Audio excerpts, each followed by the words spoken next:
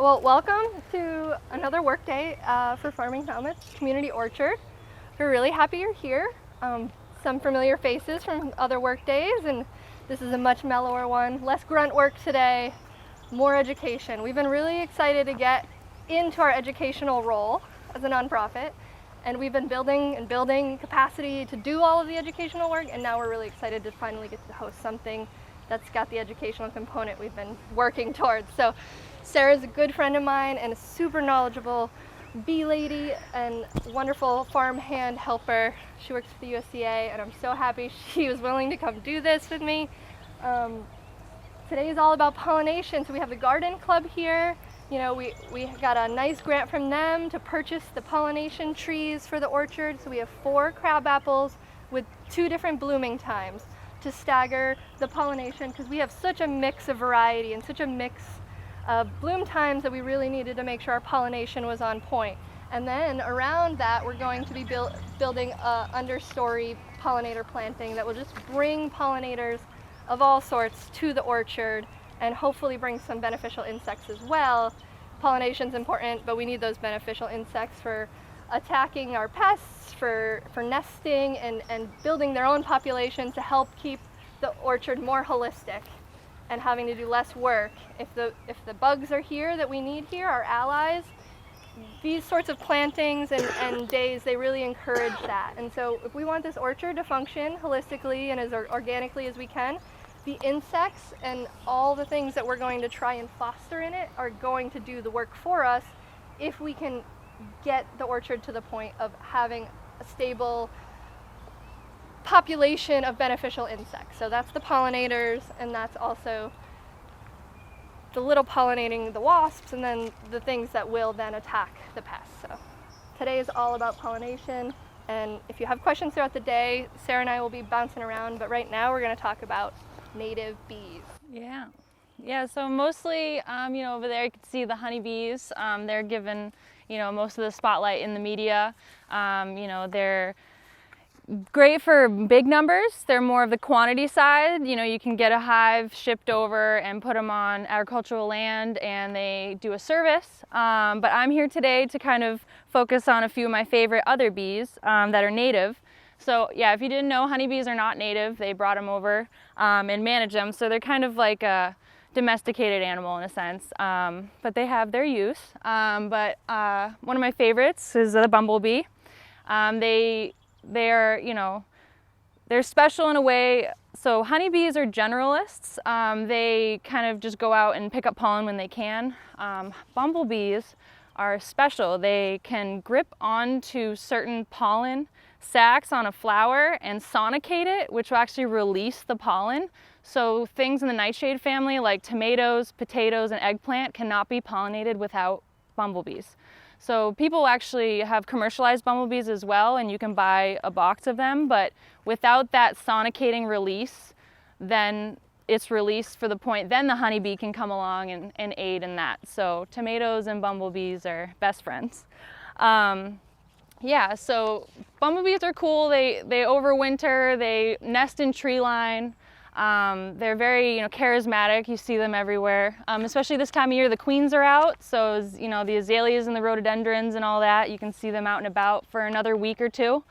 They're pretty great. But then we have more of the bees that don't get a lot of the shine in the media and in general knowledge of people is the leafcutter bees and the mason bees. They're solitary bees. They're cavity nesting. So they find, stems and, sometimes they do in the ground, but mostly I'm going to talk about today are the ones that do the nesting in these cavities here. So it's a great way to kind of feel like you're giving bees a habitat, because honeybees, you kind of need the expertise and the suit, and bumblebees do their own thing. They don't like being given a home. They choose it for themselves in old mouse holes in the forest. So having a tree line is great for them, but mostly bumblebees are given, the resources through our pollinator plants. But with mason bees, they're actually, I'm going to talk about leafcutter bees first, because mason bees are kind of the star of the show today, because they're called orchard mason bees. But leafcutter bees, they got the furry bottom, and they use leaf material to stuff it in two here. So if you guys pick up one of these, you can see the great pictures here of them stuffing it in. They're more of a single mother, so they bring the pollen in. They have a little larvae. They also have great cross section. You can see the tube, because you can't see it here when it fills in, but they'll bring the pollen and the nectar in. They just make enough honey for themselves and bring it in. And actually, you know, they'll store it in sections, and then they'll overwinter and emerge the next spring. So that's great. And mason bees are cool because they use mud. So they'll bring it in, and I like to show off these. So I made this one this morning because it's like slapped together bamboo. Everybody hates bamboo, but it has its use. So if you dry it out and the pithy part kind of falls out here, and if you cut it at the nodes in the back, so each, you know, if you look at what's it called, you know, the tubes here, and each node, if you cut it here, they like one end sealed, so that way they can build up from that section here. So, and they like a specific diameter too. So what's interesting is different diameters they'll choose for their nesting. So different species like different size holes, which is really cool. So I made this one 5 years ago for my mom and brought it to her. But this, as you can see over time, it's just a block with drilled holes in it at a specific, you can get a drill bit that kind of drills in. And then, you know, every year you can see it fill up. And so how to set these up, I'm sorry if my talk's a little all over the place, but what you do is these have to face southeast for the best sun in the morning. And eye level is the best, or on a tree, maybe behind a bush or something like that. So they love filling in these it's good to have them in by end of March, April, so that they have the time to fill it in. And then this one I got Abishan, which is cool. This is more of the tube method. So, you know, you got these tubes here. A little bit cheaper of a method, and overall, this one's cool too, but this one you can keep filling them in and replace it if it gets kind of dirty. And then they have the back here so that they can fill it in all the way. But yeah, the mason bees are great because they say that one mason bee can do the job of 100 honeybees. They are much more efficient. So when you think about native pollinators, they're here in this habitat, they're established here, so they fit the specialist plants a lot better, just like I said about the bumblebees and the tomatoes. So you got quantity versus quality, you know, so you have the native bees that kind of do all the nitty-gritty little things, and the honeybees, I think, are just spreading it all around to help overall. So yeah, the orchard mason bee is a great one. It's blue. You'll see this great figure that we printed out from Michigan State University. They have a great handout here, all the different bees. So you can see them coming in and out and feeding their young and getting them ready for the season. So it's really great. And if we put, I've made bee hotels in large capacity. Sometimes they're humongous. You can have this type of blocks in there with the reeds as well, side by side. Even the wasps sometimes take advantage of the little nesting areas. Spiders get in there. So you're kind of creating this little community in your garden. And it's really easy to do. I love showing kids these because it's easy to do. You can put this in a can too, and you know, as a backing to hold it up, and just make sure it's in the right spot in your yard. And this handout also has the directions step by step to be able to help the orchard mason bees in your area and leafcutter bees. So yeah, I like to you know, educate people about our native bees because we tend to look past them when we see the honeybees and the bumblebees doing their thing. So yeah. Any other questions? Yeah. Ellie? Got a question about the wooden house with the hole. Are there tubes behind those holes, or it's just the hole, the little wooden one? This one. Yeah. Yeah, so this is actually a block. It comes out. And I think it's solid in there because of old cobwebs and stuff. So this is 5 years old. We put like you don't want to use cedar or anything like that. We use a pine block, but it, you know. Yeah, so it actually there. There's a spider in there, so I was like, Oh yeah, okay. Yep, there's like spider nest, but that's fine. You can clear that out every season. This is just kind of it's, you know, it's older, it's weathered, but it's fared well. I'm proud of it because I made these, and I was like, oh wow, it's still good. It's still hanging. It's got them, you know, little hanger. She put it on her fence right behind the forsythia. Oh yeah, they loved it. So, and pollinator plants, in general, we're gonna touch on that at the end. Is everything with perennials are great because they come back year to year, and you can kind of put these in a spot next to perennial plants and your animals, of course. But what's the relationship between the honeybees and the native bees? Are we, by introducing honeybees, kind of taking away fodder for the natives?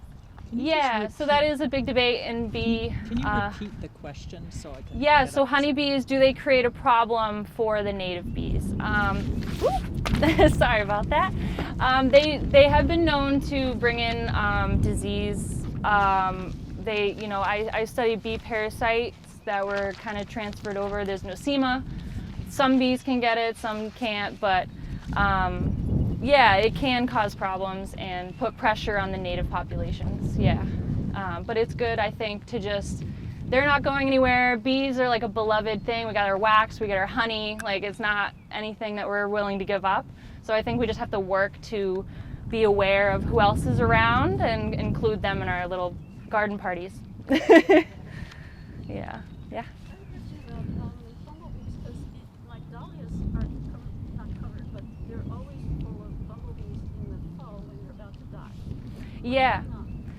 Bumblebees? Why do they choose dahlias? So the later flowering plants are really great for the queens and the mating males that are trying to overwinter. So bumblebees go into diapause, so they overwinter. And so they're really trying to stock up on their fat stores and get under leaf litter and go into hibernation. So they are all over everything that's available at that time. Like sedum's one of my favorite stone crop because I just see them all over. I'm like, yay. So yeah, the life cycle, it's interesting. Mm-hmm. Are you saying we should leave a little leaf litter in our yard? Oh, definitely. Yeah, sections of, Blow it. blow it into a corner. It's great for your soil too. All those microorganisms and all those different things, being covered. Having it bare, as you know, isn't good. It looks nice, neater, but for the plant purposes and for the bees, it's great. Yeah. Are there plans for these, or like? So I was gonna donate this one. It's kind of ironic. It's a honeycomb for a native bee, but that's the market for getting people into it. This is from Abishan. I was gonna donate it to the orchard here to get that going. And it might be a little late, but some of the orchard bees they'll do a second round and try to. Thank you. And try to put in, if they fill up one of their holes somewhere else, they'll come back here. So Will different species of bees cohabit in these? they can, yeah. This is, when you have one size hole, you'll most likely see one type. But when we make bigger hotels, we'll put different sizes, different reeds, different thicknesses. This is just the generic, bit size, and all that information, specific sizes are in here if you're curious. Yeah. Yeah. Did you say that bumblebees were the first ones out? Bumblebees are, so are the orchard bees and the leafcutter bees. They're out really early, which is why you need these out in April.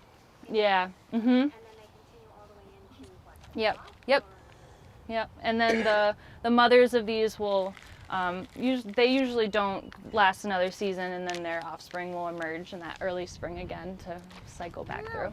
Can you tell us a little bit more about how sonication works? Sonication's really cool. Like electric toothbrush. Yes, so they grip it with their teeth and they buzz at a certain frequency. So they have tuning, some people use tuning forks. When I worked in a pollinator lab, we would hit them with tuning forks at a specific frequency and that would release it. Or we use sonicating toothbrushes to release it. It's if you have the specific frequency on the tuning fork, it's a lot more efficient. But yeah, it's really cool how they know how to release it, and you can hear them too, like bite and buzz. It's really cool. So honeybees kind of just land and go. So, but they're doing their service too. So There's a book called Bumblebee Economics if you really want to know about the science of it. mm-hmm. The guy studied it and talks all about the vibration of the thorax, how they vibrate to make that happen. It's pretty fascinating book. Yeah, it's a good book. So that sound that you hear under like a cherry tree that's just Yep. so loud. Yep. That noise is is for a reason. Yeah, pollination. Yeah, it really releases that pollen from the anthers. And nightshade family, like I said, potatoes, tomatoes, everyone knows tomatoes in their garden, home gardens. That is essential. You can't have without it. So some places will actually release them themselves, which is way more labor intensive than having a bumblebee do it. So. But with pollinators Yes. dying, that is our reality, right? So Right. that is like why we need to be doing these pollinator talks and talking about pollinators. Yeah. And you know, honeybee bees, they're the reason they are, you know, they get moved. Like when it's Yes. time for the almonds to be pollinated, those can be picked up and moved. And so they have their place in our food system. Yes. They do, I mean, Like without almond. the pollinator, we wouldn't get to eat, right? That's the fruit. So thinking about large-scale agriculture and thinking about bumblebees and their use there, it's important that they're there for a lot of our food crops, but in a native community, like Right. these pollinators are the heavy hitters. And so Right. we really wanted to make sure y'all were aware of them and how to encourage them in your own yards Right. and to plant. So talking about your tomatoes, your nightshades, mason bees, what are they super into? So you said, I mean. Yeah, I mean, we could go days with Yeah. what they like, but you know, I would say just if you have tomatoes, put, you know, other plants next to it, other flowering plants that'll attract bees to that area. So they do hedgerows in a lot of agricultural systems to put just plants to attract the pollinators. So that's cool. Yeah. A lot of those hedge plants is what we'll be incorporating into the second row of the orchard. So if you haven't been here before to hear about the orchard, one side is completely for commercial use. All the trees are really tight together, they're on that trellis line, and they're going to be pruned in a very specific way, meant for high production. But the other orchard row is spaced at semi-dwarf spacing. So they have much more space in between them. And in between those trees, until they're mature and shading, there's a lot of growing space around them. So while those trees are maturing, we have all that access to that space. We're going to use it, and we're going to put in these pollinator plants and other fun little fruits and bushes and harvestable things and edibles. But pollination is going to be a big part of what we're kind of trying to put in those spaces to really bring the pollinators to the trees, because we want a good fruit set, and it's going to take us bringing them here to get them where we want them. So, Yeah. anybody have any other questions for